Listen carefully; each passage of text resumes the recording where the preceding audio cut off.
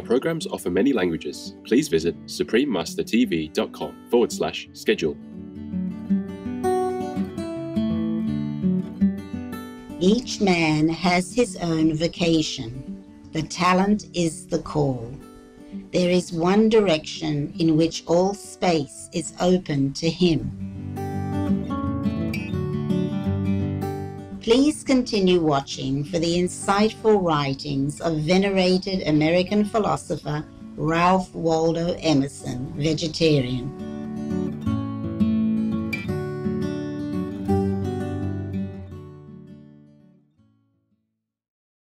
Hafaday. This is how the friendly people of Guam would heartily greet you with hello in Chamorro, one of the official languages of this breathtaking island.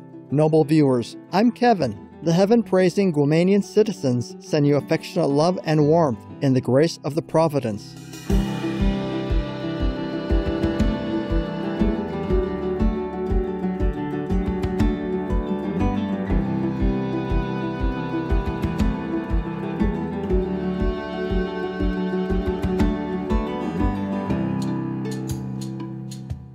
Welcome to Reflections on Our Divine Calling. Excerpt from the essay, Spiritual Laws, by Ralph Waldo Emerson, vegetarian, on Words of Wisdom.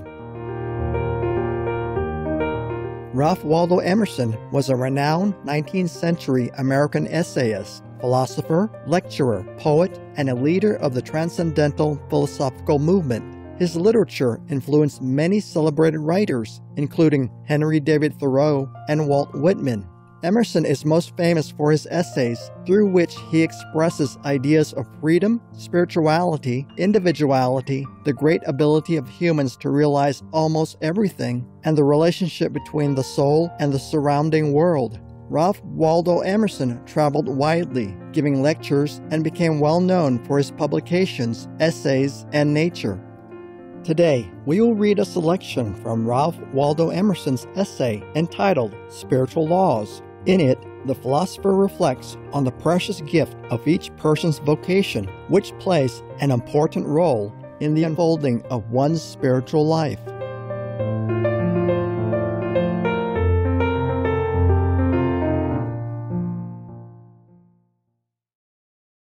Spiritual Laws.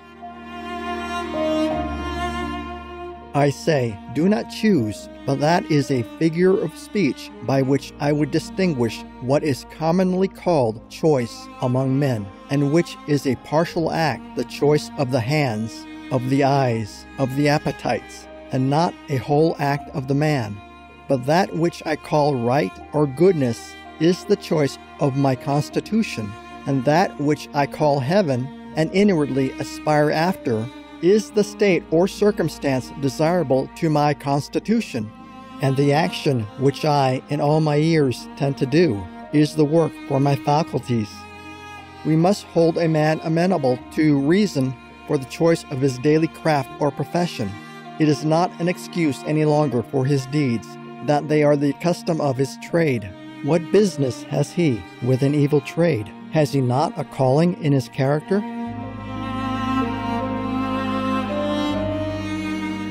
Each man has his own vocation. The talent is the call.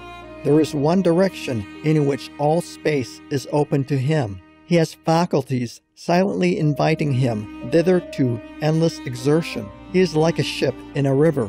He runs against obstructions on every side but one. On that side, all obstruction is taken away, and he sweeps serenely over a deepening channel into an infinite sea. This talent and this call depend on his organization, or the mode in which the general soul incarnates itself in him. He inclines to do something which is easy to him, and good when it is done, but which no other man can do. He has no rival. For the more truly he consults his own powers, the more difference will his work exhibit from the work of any other. His ambition is exactly proportioned to his powers. The height of the pinnacle is determined by the breadth of the base.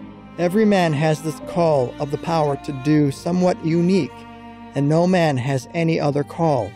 The pretense that he has another call, a summons by name, and personal election and outward signs that mark him extraordinary and not in the role of common men is fanaticism, and betrays obtuseness to perceive that there is one mind in all the individuals, and no respect of persons therein.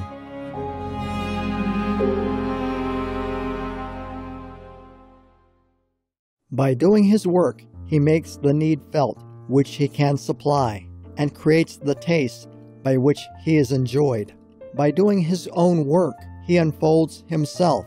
It is the vice of our public speaking, that it has not abandonment.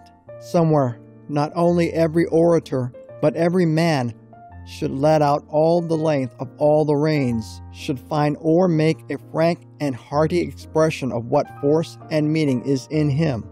The common experience is that the man fits himself as well as he can to the customary details of that work or trade he falls into. Then is he a part of the machine he moves. The man is lost. Until he can manage to communicate himself to others in his full stature and proportion, he does not yet find his vocation. He must find in that an outlet for his character, so that he may justify his work to their eyes. If the labor is mean, let him by his thinking and character make it liberal. Whatever he knows and thinks, whatever in his apprehension is worth doing, that let him communicate, or men will never know and honor him aright. Foolish, whenever you take the meanness and formality of that thing you do, instead of converting it into the obedient spiracle of your character and aims.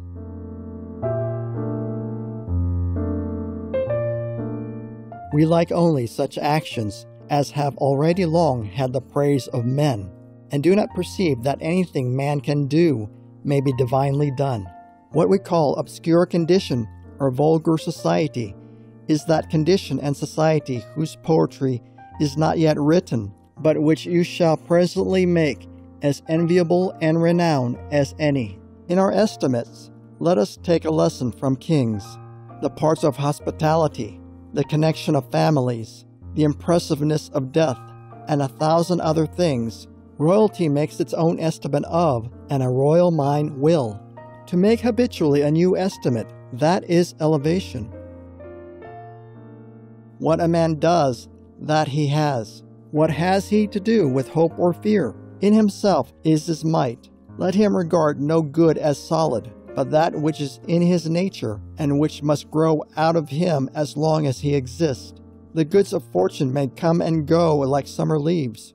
Let him scatter them on every wind as the momentary signs of his infinite productiveness. He may have his own, a man's genius, the quality that differences him from every other, the susceptibility to one class of influences, the selection of what is fit for him, the rejection of what is unfit, determines for him the character of the universe. A man is a method, a progressive arrangement, a selecting principle, gathering his like to him wherever he goes. He takes only his own out of the multiplicity that sweeps and circles round him. He is like one of those booms which are set out from the shore on rivers to catch driftwood, or like the lodestone amongst splinters of steel. Those facts, words, persons, which dwell in his memory, without his being able to say why, remain, because they have a relation to him not less real for being as yet unapprehended. They are symbols of value to him, as they can interpret parts of his consciousness, which he would vainly seek words for in the conventional images of books and other minds. What attracts my attention shall have it, as I will go to the man who knocks at my door, whilst 1,000 persons as worthy go by it to whom I give no regard. It is enough that these particulars speak to me, a few anecdotes, a few traits of character, manners, face, a few incidents, have an emphasis in your memory out of all proportion to their apparent significance. If you measure them by the ordinary standards, they relate to your gift. Let them have their weight, and do not reject them, and cast about for illustration and facts more usual in literature. What your heart thinks great is great. The soul's emphasis is always right.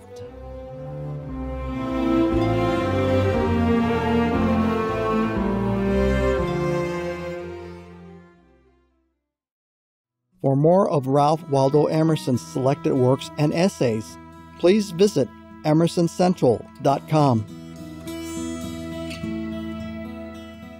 Gallant viewers, it was an honor to be in your kind presence for today's Words of Wisdom entitled Reflections on Our Divine Calling, excerpt from the essay Spiritual Laws by Ralph Waldo Emerson, vegetarian. Coming up next is traditional musical instrument, the Hungarian cymbalum, right after noteworthy news. Please stay tuned to Supreme Master Television for more uplifting programming.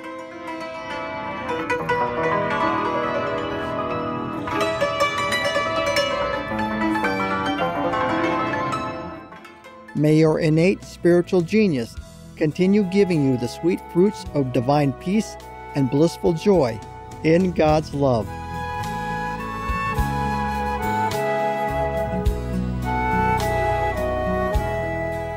Our programs offer many languages. Please visit suprememastertv.com/schedule and suprememastertv.com/WOW. Nos programmes offrent plusieurs langues. Veuillez visiter suprememastertv.com/schedule et suprememastertv.com/WOW. Nuestros programas ofrecen varios idiomas. Visiten suprememastertv.com/schedule и suprememastertv.com/WOW. Нашите предавания предлагат много езици.